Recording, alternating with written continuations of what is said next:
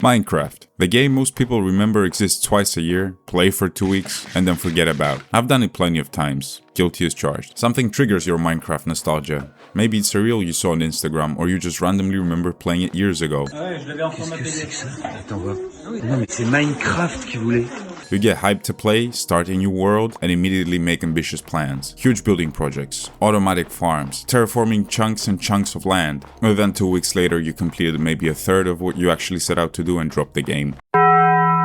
But why? All those plans you made, all those projects, they were so vivid in your head. At some point you genuinely wanted to do it. And then seemingly out of nowhere, you just leave it all behind. And that actually got me interested. What happens in that period of time between the player punching down their first tree and the moment they hit save and quit for the last time, leaving behind a collection of half-finished ambitious projects looking like Akon's utopian city? Wait.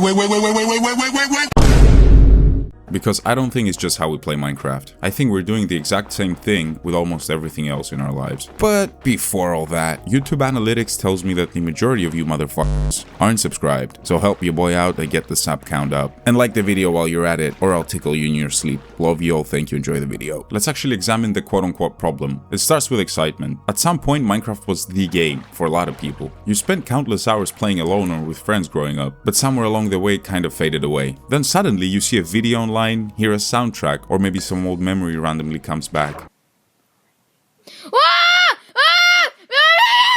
And suddenly you want to play Minecraft again. And that nostalgia and excitement lead to grand plans. The sheer ambition of these plans could put the biggest construction tycoons to shame. You're going to build a massive fortress, a medieval city, connect everything with a giant bridge. And in that initial burst of excitement, all this sounds reasonable. And here's where I think part of the problem emerges. Because building a massive city sounds cool on paper, but then you actually have to build the f***ing thing. You need resources, you need to clear land, you need to terraform. You spend 3 hours building one section of a wall and realize you've completed about 4% of what you imagined. It almost seems that when we're excited, we tend to overlook the grind.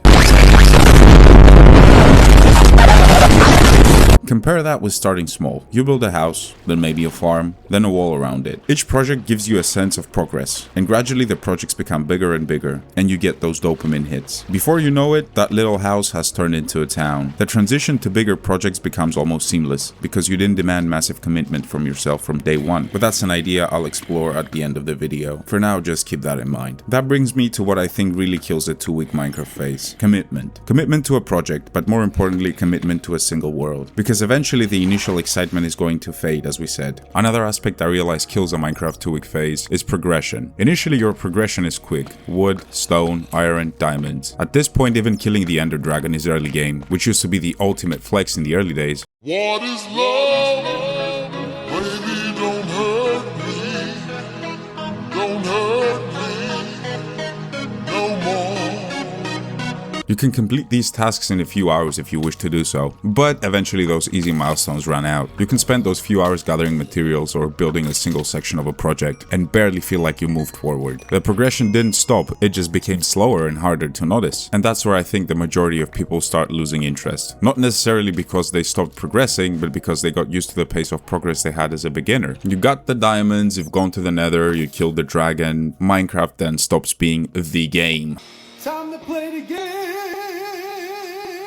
So what's left when everything fades? Well, let's see. I think this cycle goes far beyond Minecraft. There seems to be a pattern here. A person gets excited about something, starts making plans. Those plans are often grand and require a lot of commitment. In the beginning, that doesn't seem like much of a problem. Progress is quick, milestones come frequently, and the constant sense of moving forward feeds the excitement even further. Eventually, easy progress runs out. The same amount of effort starts producing smaller and less noticeable results. The milestones become further apart, while the plans you made still seem just as far away. And now you're left with the same ambitious goals, except the things that made you pursue it are not there anymore. We are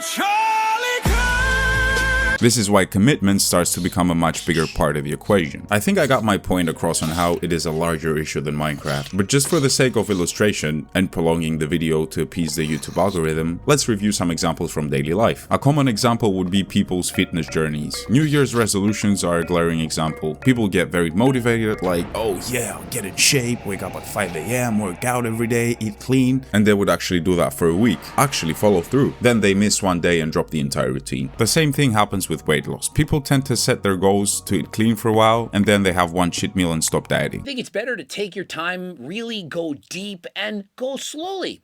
you can really feel it that much more. I understand though, lack of progress in fitness can be discouraging. People will get newbie gains, see some results in the beginning, and then when they plateau for a while, they'll abandon their fitness journey. Thank you, Greg. And the same goes for people that want to learn a new skill, like programming for example. Think of learning Hello World as punching down your first tree, and doing your first simple for loop as getting your first diamonds. Then when you undertake a greater project and the progress slows down, people switch to something else.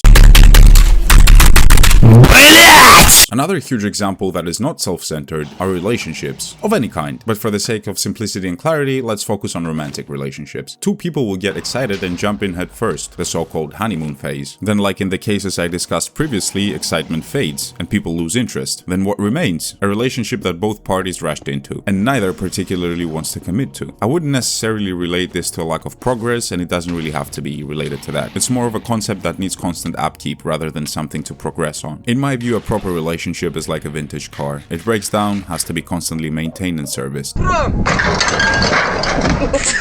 A vintage car doesn't become worthless because it requires maintenance though, right? The maintenance is part of owning something you value. If every time something breaks down you start looking for another car, you'll spend your entire life experiencing the excitement of getting a new car without ever actually maintaining one. So somebody might ask, what is the solution to all of this? I would be careful approaching a solution because I don't think there's one universal solution for everyone. And I also really want to avoid the cliche stay disciplined and just do it, because you can be as driven as you can possibly be, but willpower is still finite. One thing that I realized helped me is setting achievable goals that are clearly defined. Instead of saying I'll build a medieval castle, I'll say today I'll build a watchtower. The next day I'll build another watchtower. And on the third day I'll spend time building a wall,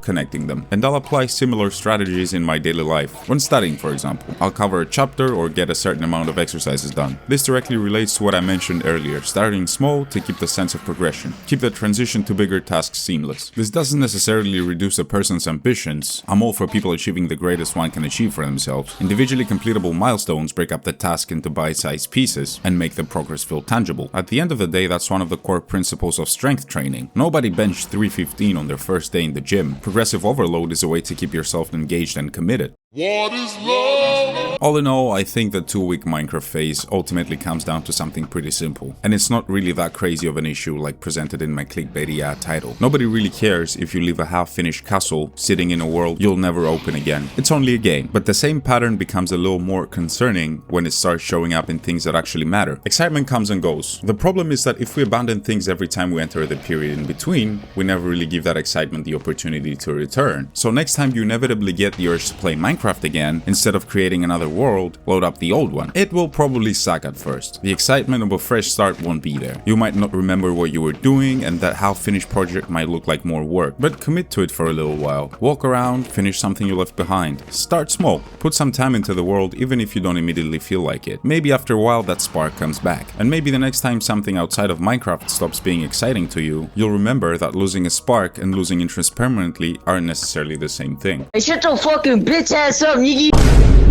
Anyway, that's enough yapping about Minecraft and the state of society in one video. If you enjoyed the video, leave a like, subscribe, and share it with someone who might enjoy it. All that good stuff. And if you have any ideas or thoughts of your own, leave them in the comments. I always like reading what people have to say. And if this video randomly gave you the urge to play Minecraft again, remember what we just talked about. Don't make another world. Go finish the fucking bridge. Thank you guys for watching, and I'll see you in the next one.